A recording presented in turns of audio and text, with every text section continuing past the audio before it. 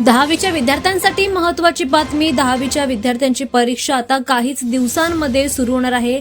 त्यामुळे विद्यार्थी देखील आता अभ्यासाची जोरदार तयारी करतानाच पाहायला मिळत आहे.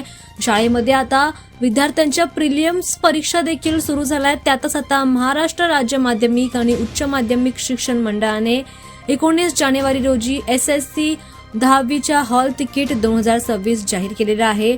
महाराष्ट्र SSC लेखी परीक्षा 20 फेब्रुवारी ते 18 मार्च 2026 दरम्यान पार पडत आहेत आणि यावेळी मुलांना आता हॉल तिकीटचं वाटप देखील सुरू करण्यात येणार आहे.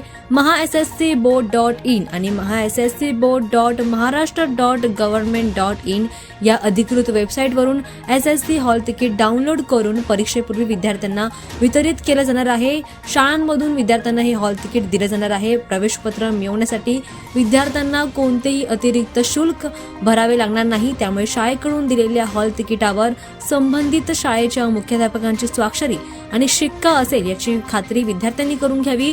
विद्यार्थ्यांना परीक्षेला जाताना हॉल तिकीट नेणं बंधनकारक असणार आहे. त्यामुळे विद्यार्थ्यांनी परीक्षेला जाताना आठवणीने हे हॉल तिकीट नेणं गरजेचं आहे. त्यासोबतच आता परीक्षेला फक्त काहीच दिवस राहिलेले आहेत. त्यामुळे विद्यार्थी देखील आता परीक्षांची जोरदार तयारी करतानाच पाहायला मिळते.